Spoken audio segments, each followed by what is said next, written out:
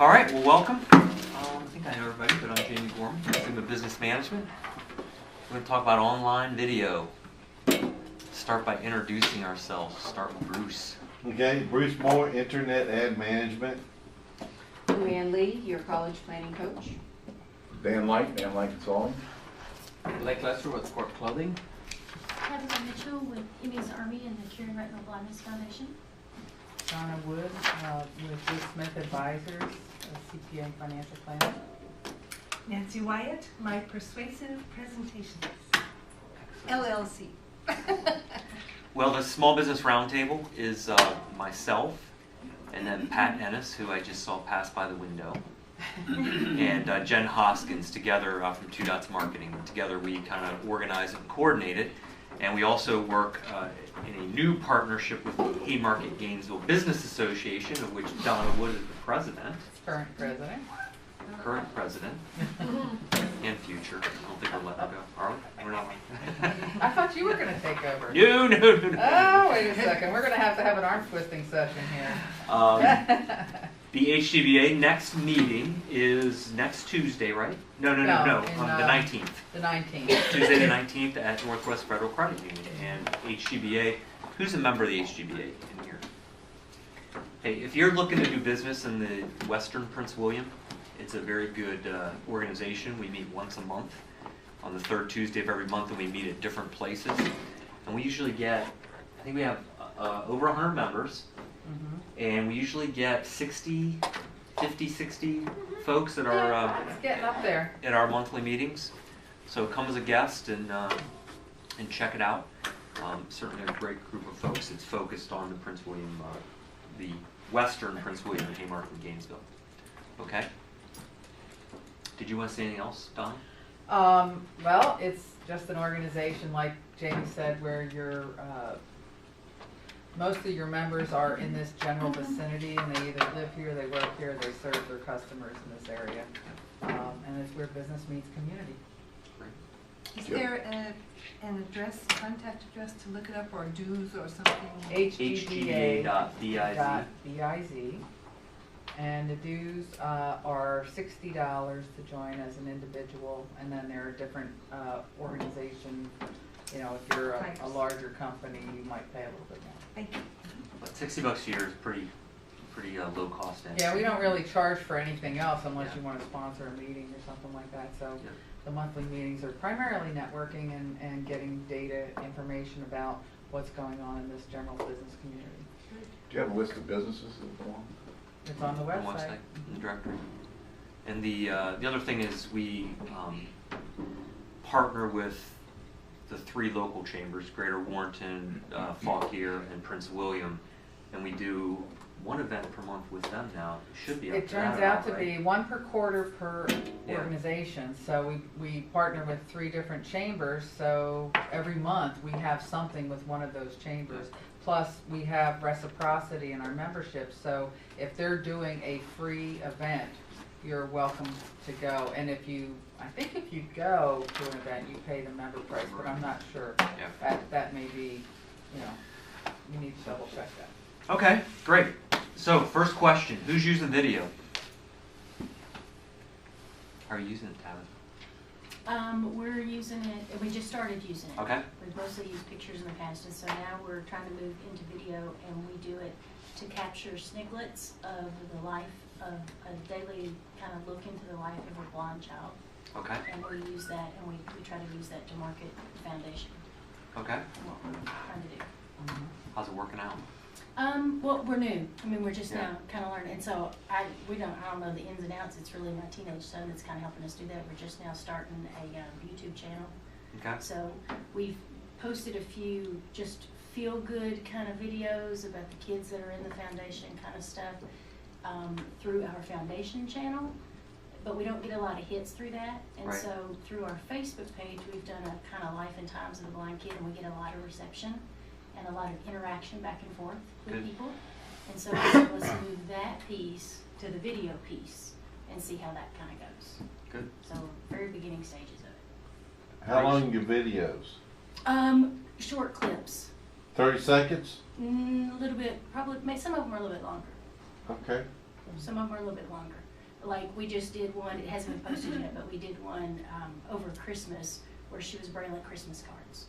And so we're gonna clean that up and have that ready for next year, because we didn't know how to get it up and out. So that one is like 45 seconds.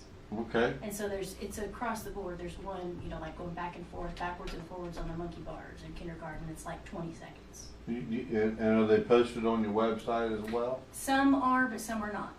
Mostly, right now, our conduit has been Facebook. So, they've kind of just been buried in there. So you upload directly into Facebook? Right. I And see. we're just now moving to a YouTube channel Okay. to try to learn to do it that way, because you can only do short little things on Facebook. Okay. Bruce, what are you doing? I have videoed a couple of speeches I've given for the Chamber of Commerce. The last one was, we did the State of Prince William, was a big luncheon. And I actually used, 2 cameras on that. And it was, the purpose of the speech was really to, not only to tell a little bit about my business, but to introduce or announce a seminar that I'm giving for the Chamber Business Academy. So I added a page on my website about the Chamber Academy seminar, and I posted that announcement video on there. And it's long. It's 3 minutes long. Okay. So, but it's it was a good effort for me. Well, part And of our problem is we have a really bad website, so we don't have a good website, because it's me doing it and I just don't have the skill. And so everything we've done really has been through Facebook, and so that's kind of been our only conduit. I think it'd be great to have the whole website piece to post stuff to. Yeah, and it was just upload to YouTube, and then I use the YouTube embed code that they give you, Okay. to put it in there. But what apparently some people are missing is that when that video plays, then they show related videos. So they're sitting on your website watching videos about your competitors or other people or whatever like that. So there's a little code you can put in, $REL equals 0, which means don't show related videos. So I highly recommend, if you're going to post to YouTube on your website, you use that in order to keep your audience, and you have no control over what other videos are going to be suggested. See, and we Okay. kind of started it for that exact reason, because we did the foundation stuff, and it was real simple, high-level kind of stuff. And then we said, let's take it a little individually, into the individual families.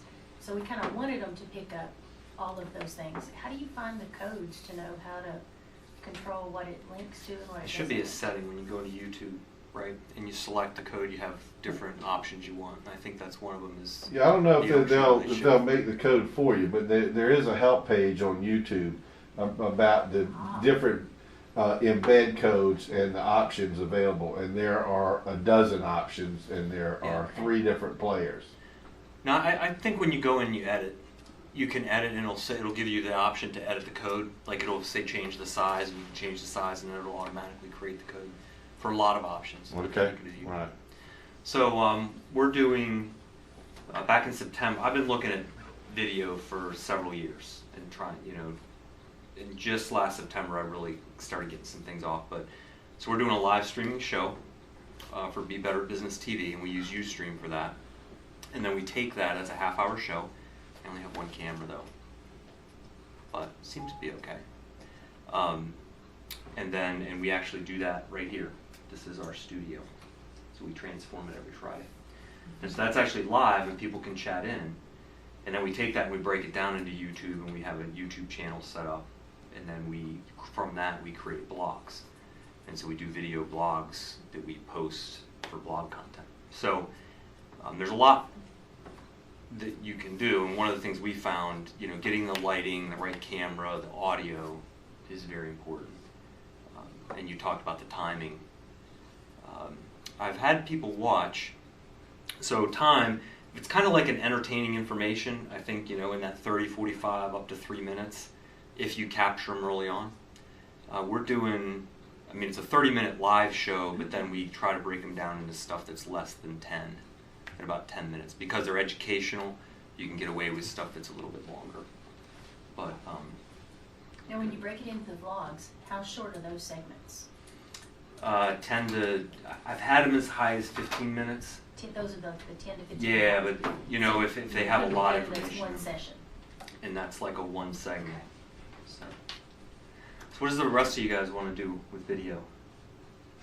I wanna incorporate it into my website. I'm about Okay. ready to launch a new website. All right. And I just thought there are a couple things that lend themselves to really almost like an interview style. Okay. You know, what's your approach, philosophy, or, you know, talk about some people that you've worked with in the past and what you've done for them. So it really, rather than writing it down for everybody to read, to say, to kind of have a question there and have me answer that question. Right. Okay. What else? I know in my case, I can see doing product videos and making them kind of fun. You know, Okay. here's 6 different kinds of ceramic mugs. You know, here's one that does X, and here's one that does Oh, Y. you can have a lot of fun with that. Look, I was looking for some lighting for the band, and there's all these big, huge companies that sell warehouses full of lighting. There's a guy in New Jersey, I guess, or wherever he is, got a little shop that he sells lighting to DJs, and he has a demo room, and he says, and he's so exciting. I mean, just even if you're not interested in that particular light, he's so enthusiastic about it, and he has so much fun with it. Yeah. That it's fun to watch his videos, Yeah. and they're a couple minutes, and it'll be on a particular product, and then he'll list here's some other related products you want to see my reviews on those. So your stuff is all fun, you know, it's all fun stuff to begin with. You have frisbees and pins and whatever, you know. Wow, you can have so much fun with that. Yeah. So for me, the challenge is actually trying to figure out what the samples are going to be, and then ordering them and getting them in. Mm-hmm. Because that's the fun part. But yeah, so that I don't need high production value, but I do need, how am I going to get the hook and how am I going to get the call to action? Because it's fine to say, okay, here's whatever, but if the person watching it is in Oregon, Right. they're not going to buy from me unless I give them a way to buy from me. Right. So that's part of the marketing issue. Okay. Nancy? As usual, multifold. I would like to do a little introductory something just to introduce the company. I can see myself doing scripts of performances as one aspect. I could see myself doing demos of holistic healing products. There are just a wide range of things that would attend to different kinds of categories. But I can see using it relatively extensively, even if they were short for the most part. Okay. Lake?